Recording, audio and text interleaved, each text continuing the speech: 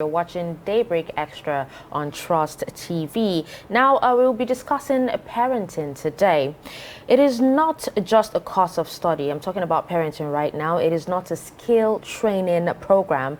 It is not an art, and it is not a business, but it is a natural love and mutual understanding between you and your children. Now, understanding today's nature of childhood requires an understanding of parenting in the 21st century. Parents and caregivers, fundamentally shape children's lives and everyday experiences, which has a major impact on their cognitive, academic, and socio-emotional development. Now, let's take the discussion further. And right here in the studio, we're being joined by Mrs. Medea Ojibara, and she's a parent and an educationist. Good morning and welcome to Daybreak Extra. Good morning. It's good to have you. It's a pleasure. Yeah. All right, so, a lot of people would actually want to know what the difference is between parenting in the 21st century and, back in the day. Okay, let's take it back. Let's start from there. In the 20th century, aside from the parents who actually give care and love to their children, who are the first major people in the lives of the children, there is, we experienced this community parenting, extended parenting, where outside of your home, you are sure that the next neighbor is just going to do to your child what I am going to do to my child. And then everywhere seems safe. The environment is safe, it's secured, and every child is happy anywhere. You know your child can get the right values in and outside of the home. Okay. And I think as the world begins to change, and then we move from the 20th century to the 21st century, we begin to realize that things are beginning to be different. It's moving out from the community parenting back into the nuclear parenting, where parenting just is within the confines of the home, family. Just within the immediate family. And then this has posed a lot of danger even onto the children. We understand the fact that because everywhere is not safe and secure, people tend to just put their kids around them and just listen to only my instruction, and I don't want you to go outside, don't listen to any other person. But we need to look at the long-term effect of this on the children. Okay. Is this really having a positive effect or negative effect? I think that's something that really needs some attention. Yeah, but just like you pointed out, it changes in society right now where you don't really know who to trust with your children. We've had situations whereby you bring in house helps to look after your children, and those children are being abused. You have neighbors kidnapping neighbors, and all these things. If we look at it from the side of the parents, the main argument is, I'm trying to keep my children safe, and they are safer with me. You understand? So how do we balance the two together between keeping our children safe and then giving them the correct psychological environment to grow up in? All right. I think what children really understand as parenting is love. And what they also interpret as love is time. The ample time that parents give to the children. And during this time, what do we engage in? What do we talk about? We understand that parents do not really have all day with their kids again, just like we used to have back then. But the little time we have, how well do we spend it with them? How well do we communicate values to them such that even when we have their house helps or they go outside, they know the right way to behave. They know the right thing to do, and they know the right thing to look out for. So it comes back home to say that parents need to be intentional. We need to be intentional. Yes, we want our kids to be safe in and outside, but then are we giving them the values of safety?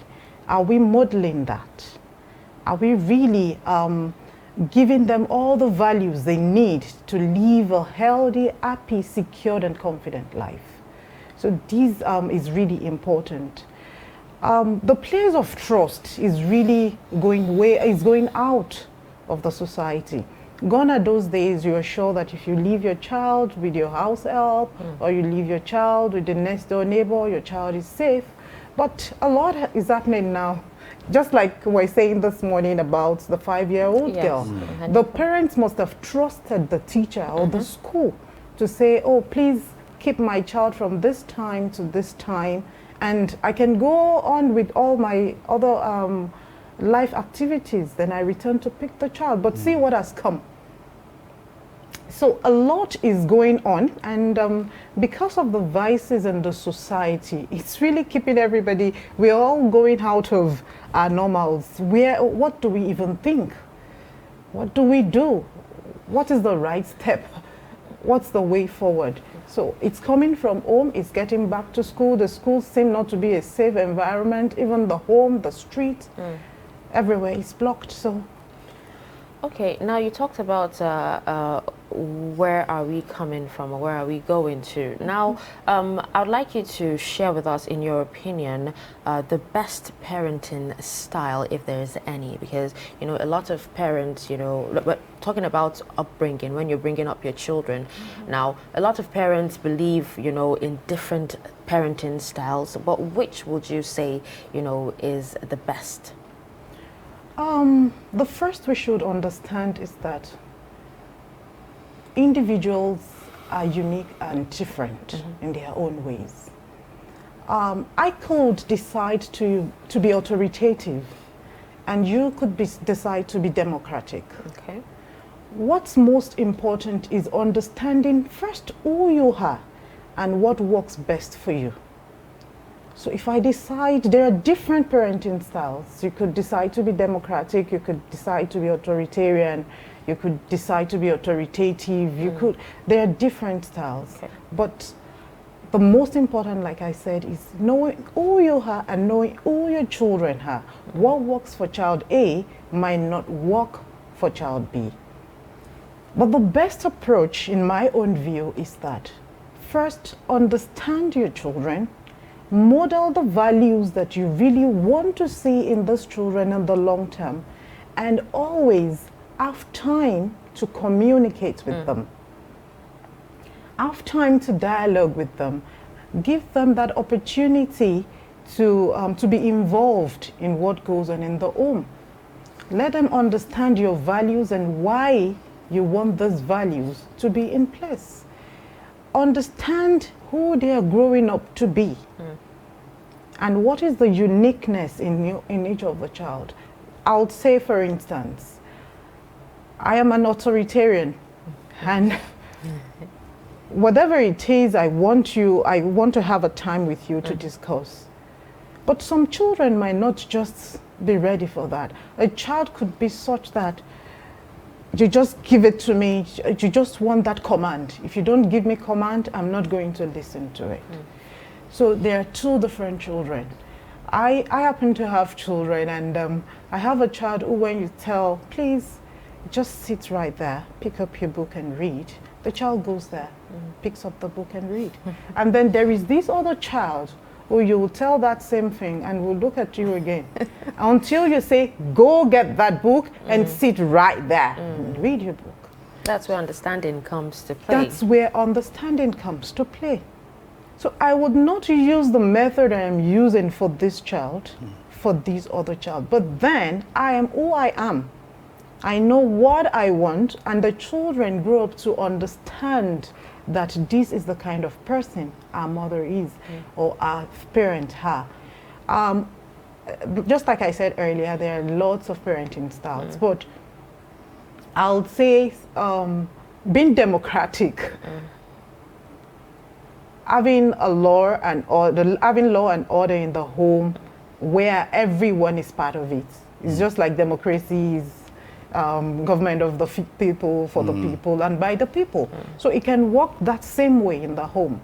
We have rules made by all of us, and is made for all of us, and we all understand it and know why we are acting on this. And I think that's fine. Different parenting styles are there, but you need to understand which is best for you in relation to your child. So what about a situation whereby you combine you have a combination of parenting styles, because just like you pointed out, the children are different themselves. You understand, and different styles apply to different children. So. There's this school of thought that actually believe if you're too authoritative or too authoritarian with your children, they'll lose self-confidence, they'll have low self-esteem and whatnot what. And then there's another one when you're looking at it from the democratic perspective, that if you're too democratic with your children, they become too opinionated and they become loose and whatnot what. And then that's where you have the doctrine of sparing the rod to spare the child and all that. So can we say that maybe a combination of 2 or 3 different styles can be used within the same home? Yes, sure. Just like the example I gave. You see, using one parenting style might not work for all of the children. And that's where diversification comes to play. So I could decide to use this for this child and be this to this child. But then, children are also very sensitive, and they feel like, oh, but mama pampers this, but mama scolds this. But that is where communication comes to play. And then every now and then we have a time to talk about what we do and why we do that. So I have asked you gently to sit and read. You've done that, and I've had to raise my voice at you to read, and that's what got you to do that. But then we're going to have another time, maybe at dinner time, where I now have to tell you that I had to shout on you to do that because I realized that you didn't do that when I spoke to you softly. So next time I would like that you respond or to act on whatever I had asked you to do softly. You don't have to make me shout. And you're well done for doing what I asked you to do in the first instance. So that makes the children realize that, okay, mommy was not just trying to shout at me. It was because I didn't do this and she needed me to do this. And for you that I've spoken to softly, you come to realize that that's actually a very good thing for me to do. And then you learn. Then you learn. So I'm coming to both of you from an angle of love and angle of understanding. And that's why no matter the kind of parenting style we want to use, one thing is very key, and that is time. Intentional time. We need to create that time. Parents are very busy these days. Everyone is out as early as possible, and then we get back home late at night. The kids are already in bed. We don't have time. But then, even if it's a 30-minute talk, even if it's during the time to drive them to school, even if it's at the time of pickup, we have to create that time to make them understand, to talk amongst ourselves, discuss issues, and we move on from there. So using different parenting styles at home is not bad, but then communication is key. So while we use... Okay, talking about busy lifestyles, how because there, in as much as, some parents do find time to, sit as a family, and talk about their day and everything, some other parents don't. And when you ask, because some are actually more busy than others, when you ask, they tell you they're doing this, they're working so hard for the family, that's why they're hardly around and everything. How does that affect the children, especially emotionally? And then, how can such parents actually find a balance? The truth is that you can't be busier than your future. You can't get busier than your future investment. These kids are actually our future. And they're people that you feel, you're sure that someday when you grow old, you sit back and these are the people that will return my joy and my care and my love to me. I understand the place of parents being busy, but the truth is that if we want to get it right, and if we want to really make our children grow into that happy, safe, and self-confident adults who we want them to be, we will need to create time out of no time. The truth is, there is no time for anyone. We just have to create that time out of no time. If it means rescheduling some of our activities to suit our family, well, for parents who travel out of the home all the time, even if it's one day in a week, and you know that this day I am dedicating it to you, or 2 hours on a weekend we are together, the truth is that the children will come back to realize that Daddy is very busy, but out of the 1 week, we always have 2 hours, consistent and intensive 2 hours with Daddy every week. That's something about children. They easily get to understand what's going on in the lives of adults. So for parents who have that time already, it's good. For parents who are the very busy type, the truth is there is no two-way to it. That role is not a role that can be, that you can designate. You cannot give the role of parenting out. Some parents have given it out to house helps. Some are pushing it to the school. Some are pushing it, we are not even pushing it to the neighbors this day. It's more to the house help or to the school. But the first home and the first school of any child is the parent. And if you do not create the time to model who you want your child to become, someone else will model the child into what the person wants the child to become, which might counter what you want. Looking at modernization and everything, would you say, parents of previous generations actually had it easier than those of this generation or 21st century? I think so. I think so. They had it easier, and it was easier for them because, just like I said earlier, we lived in a safe and secure environment where you are sure that even in my absence, I have a trusted person who could actually guide my child right. I remember those days when you're going to school on the street, if you're not wearing the right set of uniform, or you have another parent call onto you and say, hey, why are you going to school at this time? Why are you not putting on your cap or your beret? Why? Go back home now and get that done. And you dare not say no. So even the parent knows that even if I am not there, someone is there. It takes a community to bring up a child. Community. And you see, it was a community with common interest. They all wanted the children to grow to become happy, successful adults. But the reverse is almost the case now. They were not as busy as the parents of today are. And you can see, despite the fact that they are not so busy, they had other people who could help. But now we are very busy. And then the environment is so tense that you don't even have people to trust. So it means now it's getting tougher. But the truth is, life is not going to get easier. You just have to get tougher.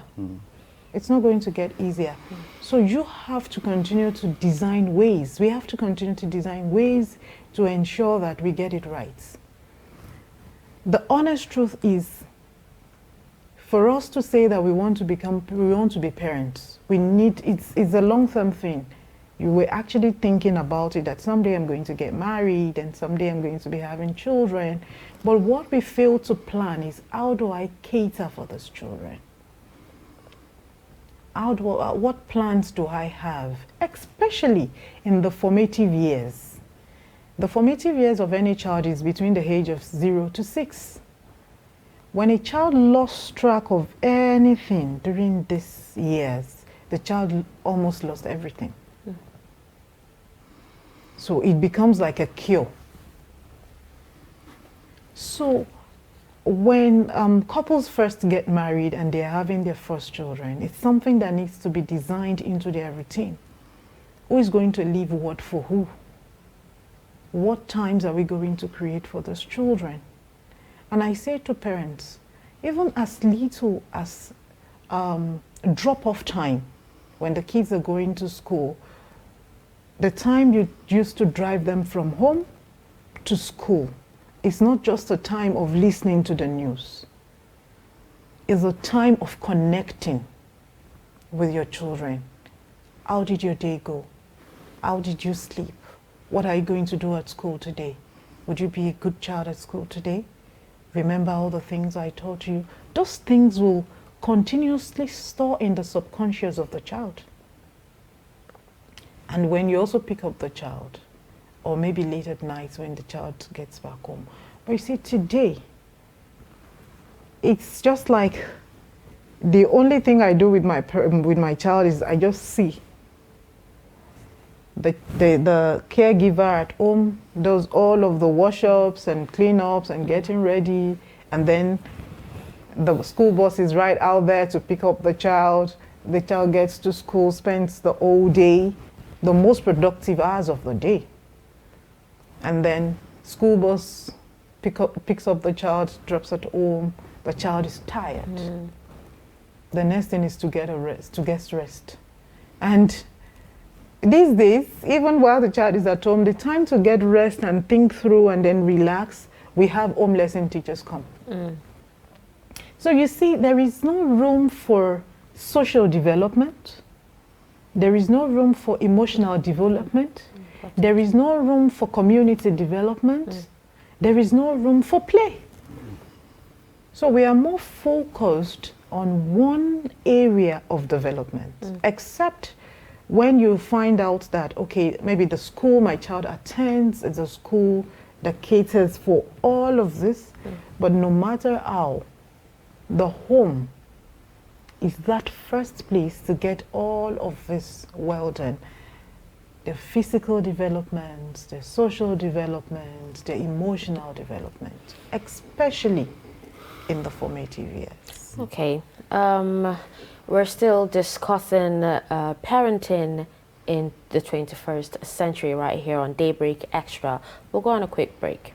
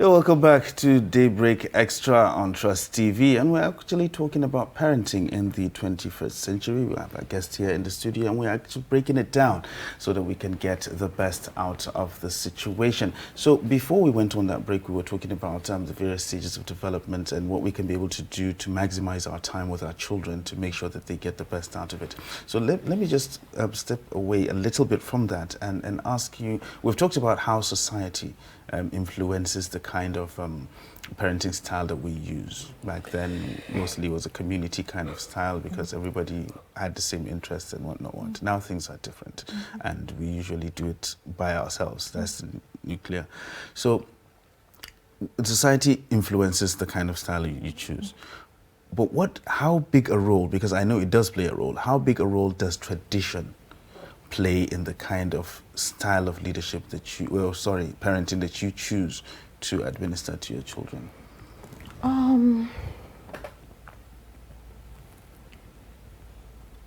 We cannot, let me use culture in place of the tradition. Okay. Am I right to do that? Yes, yeah. You're actually right. We cannot separate our lifestyle from our culture. And that's the same way we cannot separate our parenting style from our culture. Most parents of today actually adopt the kind of parenting style they adopt today based on what they experienced from their own parents, most times. So I would want to train my parents maybe almost the same way my parents trained me. Even if I do not want to do that intentionally, subconsciously sometimes it comes to play. Now let me go into culture. Different regions with different culture. And you know, you'll find out that maybe in the Southwest, you'll find that when children want to greet, they have to go on their knees, and then they have to show that respect. In some other cultures, children do not necessarily have to go on their knees. You can just say good morning. Far out of Africa, you have children who shake hands with their parents, and that's just fine. So, understanding our culture, understanding our value goes a long way to help design the kind of parenting style we want to use. And the parents need to also know, decide, is this the kind of culture I want my child to continue with? And the truth is, you cannot separate a child, you cannot separate an individual from his or her culture. So it therefore means that culture plays a lot of roles in parenting style and in child upbringing. It's just that today we're beginning to water it down a little. You see in the Southwest, some will say you don't necessarily have to go on your knees. It looks outdated, or so why don't we just squat and all of that. But if we think it deep, we're supposed to look at the long-term effect of this culture on the individual.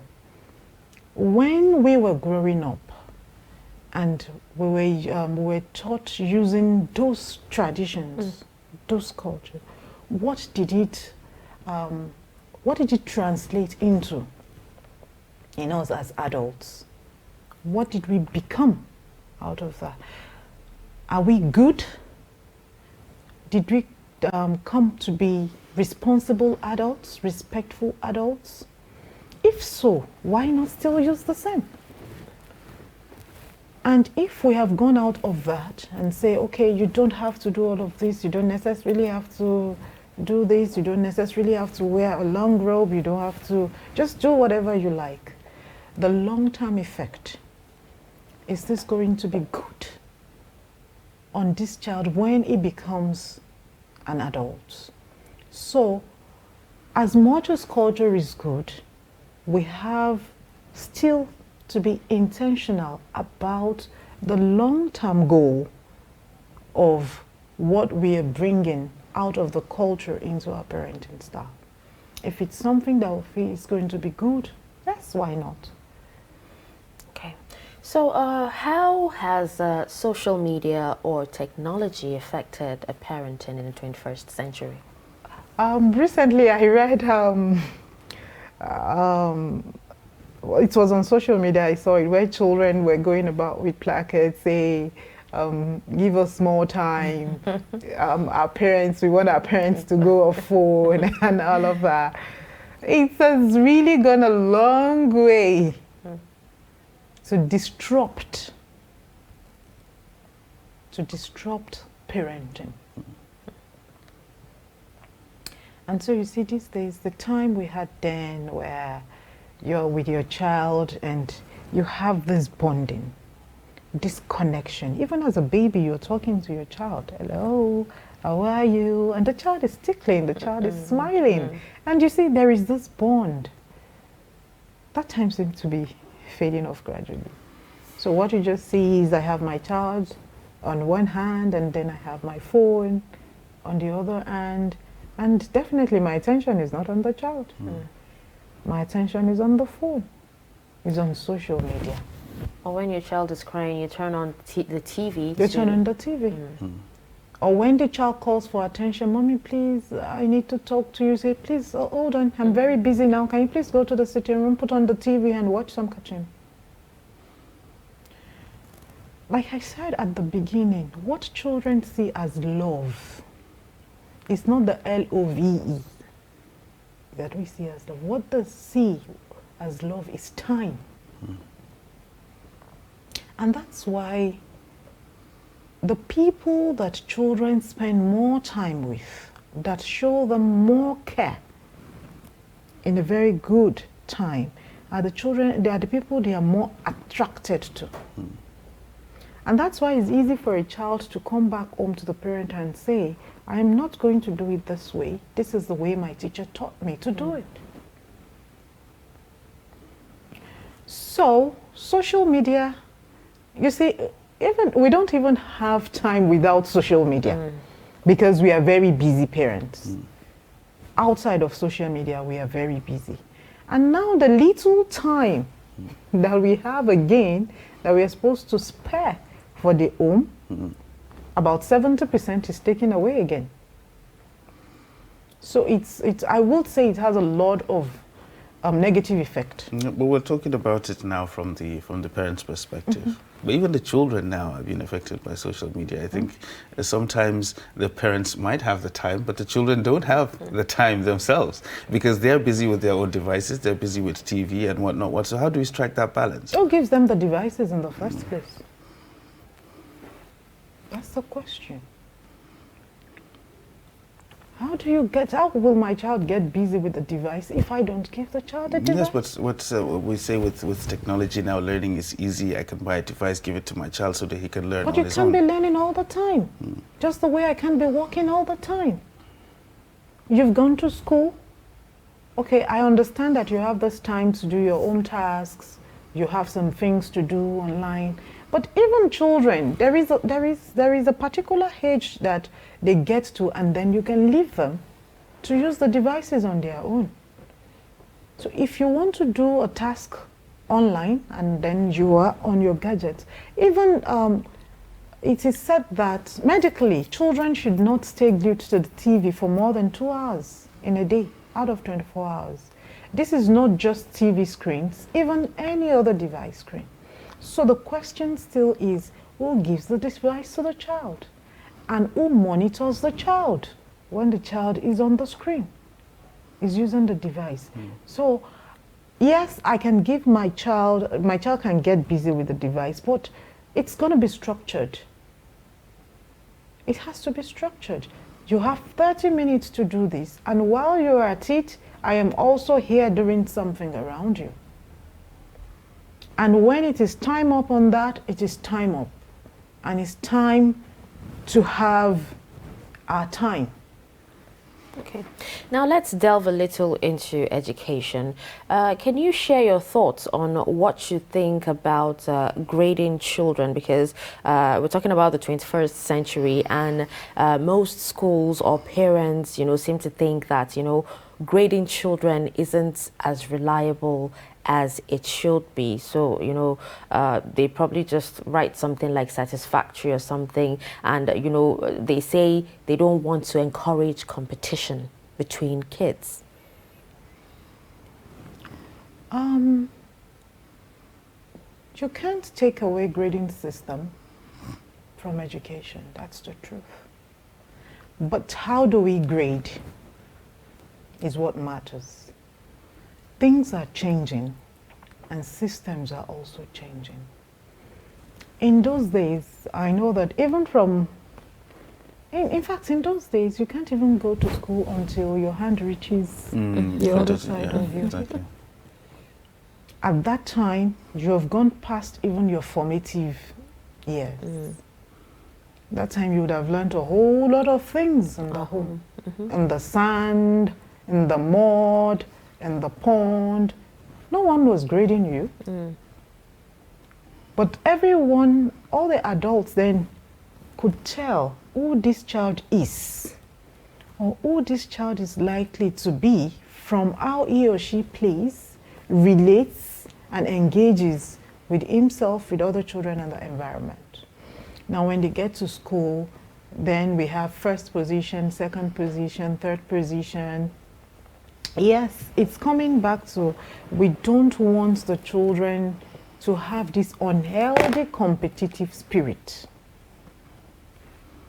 There will always be competition, but we need to put it in clear terms. If the competition is a healthy one, fine.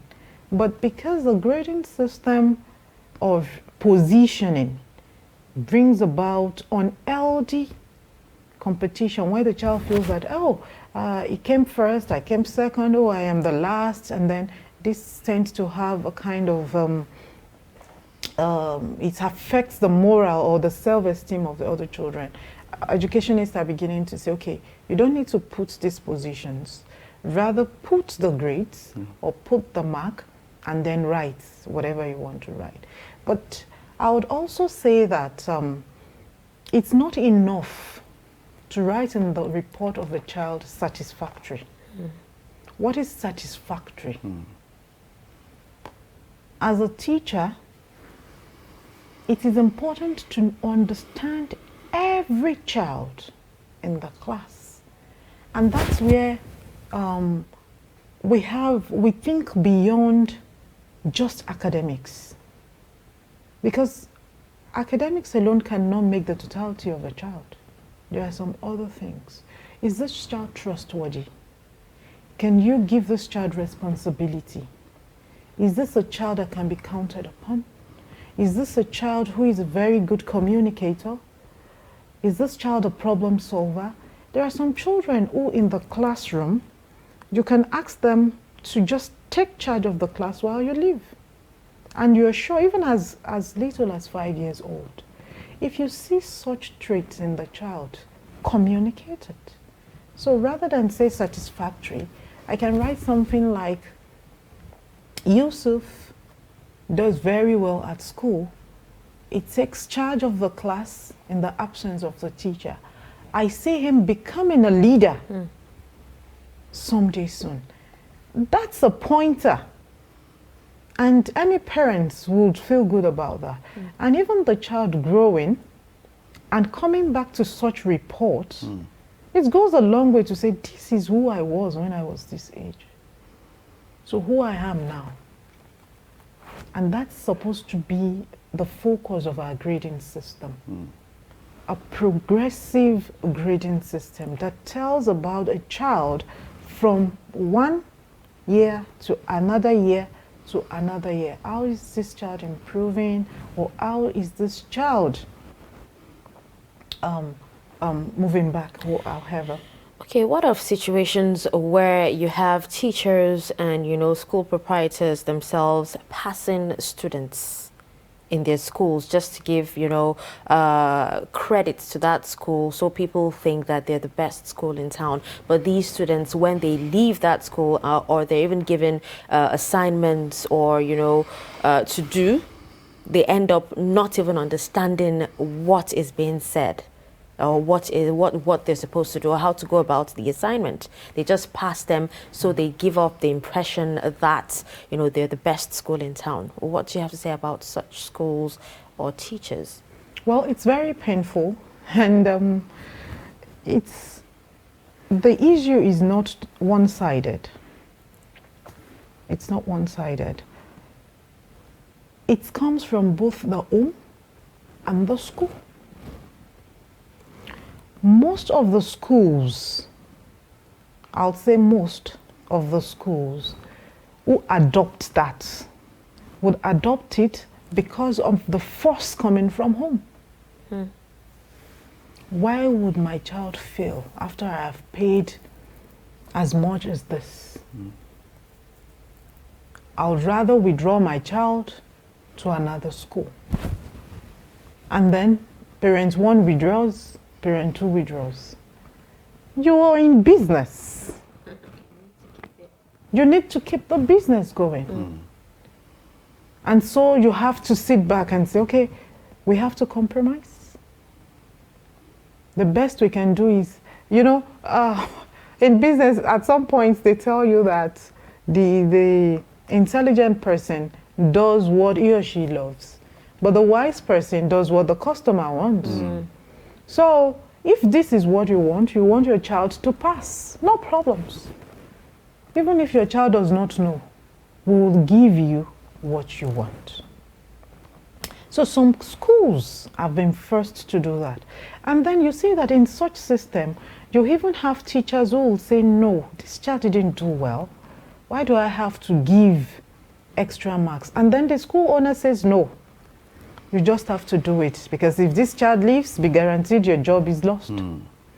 So at that point, the teacher has no choice.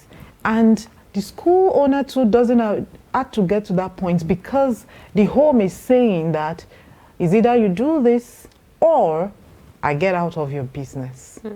But what's the way forward?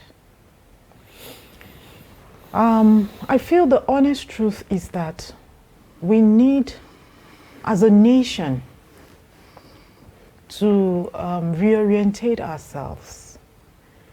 And we need to be original. We need to be original. We need to be deliberate and intentional about our goals, about the kind of society and the kind of children or the adults we want our children to become. You can never make any successful adult out of a child who goes through a cheating system. That's what parents need to understand. We have schools who would say, I'll rather you leave my school than I adding marks for you. Such schools are likely to just be in one corner. But the truth is, these children will come up to be the 20% of the system who will control 80% of the resources. While the 80% of those children, the children who go through that cheating system, will come back to be the 80% who will share the remaining 20% resources. I don't know if you get what I'm trying to say. So the truth is that we need to understand that the longest route to success is actually shortcut. That's the longest route. We need the children to learn. We need them to learn and to understand whatever they need to learn. And you see, the problem now is even going outside of the parent and the school. Because the children also have come to realize that my school must not fail me, I must pass. And my parents will do all it takes for me to pass. So they are relaxed. I've had the points back in those days where a student said to me, Auntie, why are you disturbing yourself? Whether I pass it or not, my job is there waiting for me. So, and I looked at her and I said, even if your job is waiting for you, do this and do it right. So you'll be able to sustain that job. Because your certificate can get you to the job, but the skills and your character will keep you on the job. Okay, now let's move on to the home front. Over the years, there's been this controversy or debate, about parents being friends with their kids. Do you agree with that? Yes. Parents being friends with their kids, yes. If I get you clearly, or let me ask this question. Are we saying that our parents supposed to be friends to their kids? rather than, come out and, being all strict and parenty, just be friends with them. The way, peer groups Mutual are, relationship. mutual relationship and everything. Just like I mentioned earlier, there is no one way to parenting. There is a part of friendship and there is a part of parenting. There is a part of discipline and there is a part of development. So you have to combine all of them. You need to know when I say this is this. And then we have time when we can sit together and work out together like we're friends, and then we gist. There are official times. And then there are former unofficial times. So I can be friends with my children. It's not a problem. But then I am still your parent. I am still your mother. I am still the one in charge. You need to be able to balance. You need to be able to balance. And not just, strictly be friends with the child Or without strictly any be form of discipline. with the child. There needs to be a balance. So finding the right balance, understanding your child, and communication. That is the key. It's very well, we've been talking parenting in the 21st century, and of course our guest here, Mrs. Mardia Ojibara, has been here with us discussing the various techniques, or should I say, of parenting, which we have actually understood that now there's no template to it. You just have to do it based on individual differences. So thank you very much for coming up on the show. This is quite a wide topic, and we could go on and on about it. There are lots of things that we haven't really touched on. So I believe hopefully somewhere down the line we'll have you back on the show again. Sure.